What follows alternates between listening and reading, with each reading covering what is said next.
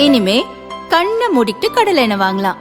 ஏன்னா மந்த்ரா கடலை எண்ணெய் இதயத்தின் தயாரிப்பு. வறுக்க பொரிக்க ஏன் எல்லா சமையலுக்கும் மந்த்ரா தான். மந்த்ரா கடலை எண்ணெய், அபார ருசி, ஆரோக்கியமான உடல் நலம். ஈரான் மீது அமெரிக்காவும் இஸ்ரேலும் சேர்ந்து தாக்குதல் நடத்தி வருகின்றன. இந்த போர் இன்று 6வது நாளை எட்டியுள்ளது. ஈரான் மீது இஸ்ரேலும் அமெரிக்காவும் மாறி மாறி ஆக்ரோஷமாக தாக்கினாலும் சளைக்காமல் ஈரானும் தக்க பதிலடி கொடுத்து வருகிறது. இஸ்ரேல் மற்றும் அமெரிக்காவின் நட்பு நாடுகள் மீதும் ஈரான் ஏவுகணைகள் மற்றும் ட்ரோன்கள் மூலம் தாக்குதல் நடத்தி வருகிறது.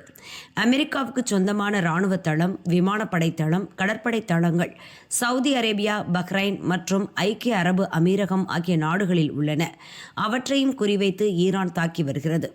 இதனால் மத்திய கிழக்கு நாடுகளில் பெரும் பதற்றம் காணப்படுகிறது.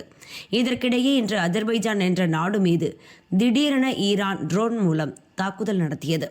அதில் ஒரு ட்ரோன் அஜர்பைஜானின் நக்சிவான் பகுதியில் உள்ள விமான நிலையத்தின் மீது விழுந்து வெடித்து சிதறியது. மற்றொரு ட்ரோன் ஷெஹராபாத் கிராமத்தில் உள்ள ஒரு பள்ளி கட்டிடத்தின் அருகே விழுந்தது. இதில் 2 பேர் காயமடைந்துள்ளனர். அஜர்பைஜான் ஐரோப்பா கண்டத்தில் உள்ள ஒரு நாடாகும். இதுவரை மத்திய கிழக்கு பகுதியில் நடைபெற்று வந்த போர் கண்டம் விட்டு கண்டம் தாண்டி சென்றிருப்பது சர்வதேச அரங்கில் பரபரப்பாக பார்க்கப்படுகிறது. ஈரான் சர்வதேச சட்டங்களை மீறி தங்கள் நாட்டின் மீது தாக்குதல் நடத்தியுள்ளதாகவும் இந்த தாக்குதல் பிராந்தியத்தில் தேவையற்ற பதற்றத்தை உருவாக்கியுள்ளதாகவும் அஜர்பைஜான் அரசு கண்டனம் தெரிவித்தது. அதற்கு விளக்கம் அளிக்க கோரி ஈரான் தூதரகத்திற்கு சம்மன் அனுப்பியுள்ளது. திடீரென ஏன் அஜர்பைஜானை ஈரான் தாக்கியது என்பதற்கான விவரங்கள் வருமாறு. ஈரான் மீது போர் தொடங்கிய இஸ்ரேலும் அஜர்பைஜானும் நெருங்கிய நட்பு நாடுகள். இஸ்ரேலில் இருந்துதான் அஜர்பைஜானுக்கு அதிகப்படியான இராணுவ தளவாடங்கள் செல்கின்றன.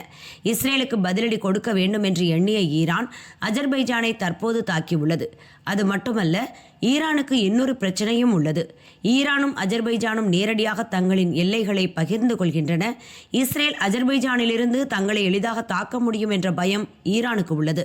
அதற்கு அஜர்பைஜான் அனுமதி கொடுக்கக்கூடாது என்பதற்காகவே முன்னெச்சரிக்கை நடவடிக்கையாக அஜர்பைஜானை ஈரான் தாக்கியுள்ளது. ஆனால் கடந்த ஆண்டு ஈரானுக்கும் இஸ்ரேலுக்கும் இடையே போர் ஏற்பட்ட போது ஈரானை தாக்க எங்கள் நாட்டை பயன்படுத்த இஸ்ரேலை அனுமதிக்க மாட்டோம் என அஜர்பைஜான் அரசு தெரிவித்திருந்தது. ஆனாலும் இப்போது உச்ச தலைவராக இருந்த கமேனியே கொல்லப்பட்டுவிட்ட நிலையில் நிலைமை கையை மீறி போய்விட்டது. அதனால் இஸ்ரேல் அஜர்பைஜானில் இருந்தும் தாக்கக்கூடும் என்ற அச்சம் ஈரானை பிடித்துள்ளது. இந்த அச்சம் காரணமாகவே ஈரான் அஜர்பைஜானை தாக்கியுள்ளது.